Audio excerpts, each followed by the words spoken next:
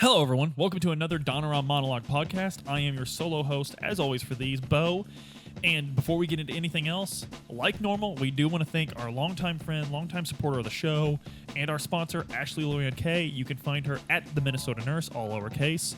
And her Instagram just has a lot of really fun nursing-related stuff on it. She even does giveaways, guys, every once in a while. So please go follow her on Instagram. You will like what you see. I promise you that, guys. So the PlayStation 2, there's a smattering of games that come to mind when I think of the PlayStation 2, and we're going to talk about the PlayStation 2 a lot more in the future. There's no reason we can't come back and cover games that we weren't able to get to in this week, but I kind of wanted to do just an overview of the PlayStation 2 and kind of my memories of it while we're talking, and because, like I said on Monday, this sucker's 20 years old. There's a lot of people that... people that could vote conceivably don't remember the PlayStation 2. I mean, that's the truth of the matter. So, but what's even more incredible is there's a lot of those same age group that do remember it, because that's how iconic this sucker is. So, guys, today yesterday we talked about San Andreas, a game I don't personally care for that much, but can't deny the legacy of, and it was the best-selling game ever on the PlayStation 2. I want to talk about another game today.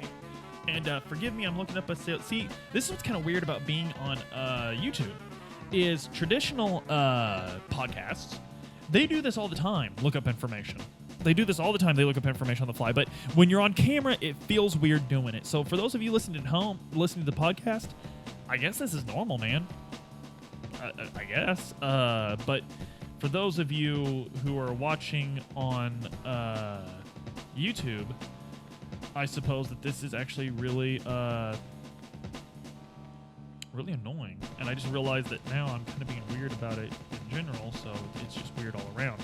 But we're going to be talking about Grand Theft Auto. Oh my goodness. Metal Gear Solid 2, Sons of Liberty. Absolutely. It was the 7th best-selling game for the PlayStation 2. And interestingly enough, it sold 7 million copies worldwide, 2.31 million in the U.S., 1,336,843 in Japan, and 300,000 in the United Kingdom. This game is absolutely iconic. It came out on November 12th, 2001 here in North America, which is honestly that's kind of weird. Because it came out here about a week and a half before it came out in Japan. We got it first. That's what's kind of weird about that.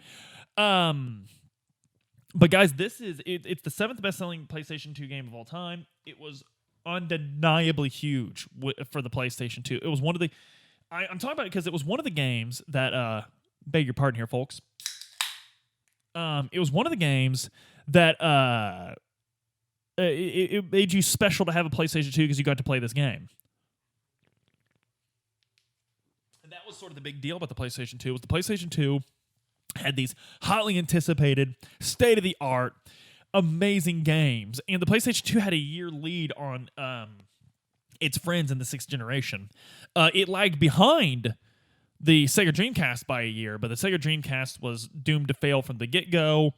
It was too far ahead of its time. We will have a Dreamcast week, I promise you that, because I love the Sega Dreamcast. But the PlayStation 2 is just so undeniably the best one. But Metal Gear Solid 2. So Metal Gear Solid 1 for the PlayStation 1, and Metal Gear Solid 2 is another good example because it parallels its system, the system it's on, in the fact that it is building on a foundation of the previous generation. It absolutely taking it to the next level. So the same way that the PlayStation 2 carried on the PlayStation 1's legacy of being just synonymous with state-of-the-art, synonymous with high-tech, the PlayStation Metal Gear Solid 2, it sort of took this because the Metal Gear Solid, the first one, blew people away. It blew me away as a young man. The fact that there was so much story in this game, the fact that the voice acting was so good, the fact that the story was so good, the characters were so good, the idea that the more people you killed, the worse you were doing. That is incredible in a video game, because in every other video game ever, your goal is to kill as many people as possible. All of them. all these other games, whether they're RPGs, beat 'em ups, some sports games. Kill, kill, kill, kill, kill, kill, kill. And in Metal Gear Solid, a trail of bodies is the worst thing a spy can leave, right? So, especially a Wetworks spy, a guy that's not supposed to be there in the first place. So, Metal Gear Solid 2 comes out and met with a lot of controversy at first because you play the first episode, the tanker as Solid Snake, the character everyone fell in love with in the first game. We love Solid Snake. We can't wait to see more of Solid Snake. And David Hayter was kind of a big deal back then. He was the voice of Solid Snake. He wrote or co-wrote, I can't remember, the first X-Men movie, which was a box office phenomenon. So we all love Snake. Snake, Snake, Snake, Snake, Snake, Snake. Then we get to the second episode, the refinery. And we're playing as Raiden. Raiden is young. He's blonde. He's got a cocky voice. And worst of all, he's not Solid Snake. He's not. So we all remember the scene where the elevator comes up. He takes off his mask because Snake sounds weird anyway. We're like, is this Snake? Because they're calling him Snake. And we see Raiden, and we are taken on a roller coaster ride of a story, notable for breaking the fourth wall at several points, notable for its subversive, almost silliness at points. It's absolute ridiculous parallels to the first game, and Kojima just went absolute ham with the story. And it took us years before we realized that all of that was done on purpose. All of that was done on purpose, and it was brilliantly done. It took us 10 years. It took us a decade to appreciate this about this game. And I've said before on my own personal social media, I've said it on Donorum social media, I truly believe that someday we will love The Last Jedi, the Star Wars movie that came out in 2017. We will love it for all the reasons we hated it at launch. Just like we did with Metal Gear Solid 2, Sons of Liberty. So Sons of Liberty has... Also, Kojima did a great thing where the main villain of the game is not the bad guy. But there's so much going on. And I don't want to ruin anything for you. I want you to play it. But there's so much going on that your main character has no choice but to defeat him. And you understand why he has to defeat him. And Kojima did this again brilliantly in Metal Gear Solid 3. And it's sort of basically Metal Gear Solid 2 and Metal Gear Solid 3 are stories about Raiden and Snake, Big Boss, being broken and coming to realizations that the things they fight for and believe for maybe aren't true, maybe aren't great. And Metal Gear Solid actually changed the way I view politics and the way I view the world because it really attacks. It's almost Isaacian in the, these gentlemen were eating from the trash can. They were eating from the trash can of ideology, and they came above the ideology, and they're seeing the truth in the world. And it's about your illusions falling down. It's about people in political power painting a world that doesn't exist to get you to do what you want them to do. And it's incredible. It's incredible storytelling. Kojima is the greatest film director that has never directed a film, period. And Kojima's obsession with film becomes much more apparent in Metal Gear Solid 2. And there's a fella... there's a fellow we're good friends with on our Discord. We follow him on Instagram. We're all big fans of his podcast, The Main Quest. The other day on his Instagram, he did a wonderful episode about music and video games, and music is so important to a video game. But music is so important to a video game. But he said that his music a fantastic art form on this Instagram post. And everyone's like, yeah. Is film, is cinematography, and basically it all comes to video games take every form of art and mesh it together to become the ultimate form of art. And I've said that for years. In fact, I believe that all forms of art were created by God or the gods or the spirits or whatever you believe in. All other forms of art were created just to make video games greater. Video games are the ultimate art form, period. And I was so happy that he said that because that's something I've said for years and people scoff at it. But no, video games, if you're like, do you find yourself listening to video game OSTs a lot? I do. Do you find yourself taken away? The reason we have share options on our consoles nowadays is because the cinematography in some of these scenes is incredible. The best artists, the best minds are working on video games. Film is a thing of the past. It's done. Music is still great, but we want to know what its contributions to video games can be. And Kojima was the first man to really... The first person to come into this and really take this by the neck and sort of make video games this great amazing thing. And Adam has been begging me to do a week on video game directors, but we may just get a week on Hideo Kojima. Just an absolute incredible. When Guillermo del Toro is handing your card to actors saying you need to work with this man, handed it to film actors, to SAG members, Screen Actors Guild members saying you need to work with this man. That's incredible, guys. Kojima is a genius.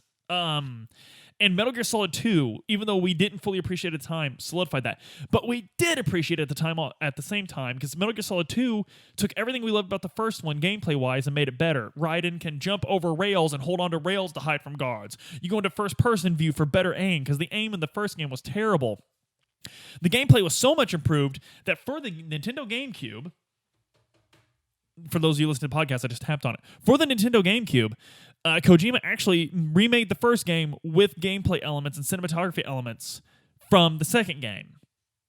Metal Gear Solid, The Twin Snakes for the GameCube. Excellent game. It's the best way to play Metal Gear Solid 1, in my opinion, because everything works the same way, except that it adds gameplay elements from Metal Gear Solid 2. Metal Gear Solid 2, what I love about it is it continues tradition of Metal Gear Solid 1, that every time you defeat a boss, there's a moment where they explain why they were doing it. And we really see the futility of war here, because there are no villains really in Metal Gear Solid. There's people with different perspectives, and their perspective is often just as valid as the protagonist, if not more. The final boss of Metal Gear Solid 2, the final boss of Metal Gear Solid 3. Metal Gear Solid 3 is the only game to this day, I did this the first time I played it, and I'll do it every time it gets me, and I tell myself I'm not going to do this, but I will pause the game before the end of the boss fight, because I can't kill her. I can't. She doesn't deserve to die. She doesn't. The final boss, in a video game's job is to make it to where the final boss is you can't wait to end them. And in Metal Gear Solid 3, you are so expertly, emotionally, not manipulated. You're just built up emotionally to not be able to do it. And it's incredible. And the fact that these games are so deep and yet they have a certain universal appeal, because I know dumb rednecks that love Metal Gear Solid. I do. But the fact that they still have so much universal appeal is incredible. And Metal Gear Solid 2 was so hotly anticipated. It's such a huge part of the PlayStation 2's legacy. I mean, guys, it is, in a word, incredible. It blows me away every time I play it. The game is just... in fact, I might start a new game tonight. This is available on the Metal Gear Solid HD collection. You can play this game nowadays on modern consoles. Guys, it's an experience. I don't know what else to say. It's an experience. So, guys, please go out and play Metal Gear Solid 2. It was one of the things that made the PlayStation 2 what it was. It's one of the things that made it so special. I love it. Guys, please, please, please check out liking, sharing. Check out liking. Listen to me. Guys, please like and share and subscribe. I know that you have friends that will love this. If you guys are loving it, I know you have friends that will love this. It doesn't cost anything to subscribe to us. All it does is make it so where we can bring you better content. That's all that does. We have a Patreon going on. If you guys are interested in that, no pressure, but we have a lot of cool Patreon-exclusive content coming up. Our Discord is awesome, guys. We're having a blast on our Discord. We're legit making friends with people. It's kind of incredible. We have, we of course, our book is still for sale. Our awesome new T-shirt, which kind of looks like something, I don't know. I'll let you guys be the judge of that. We have an awesome new T-shirt. You guys, everything's coming up Donoram lately. We're so happy to continue giving you these guys this great content. And please, guys, tune in tomorrow for another heartfelt ode to the PlayStation 2.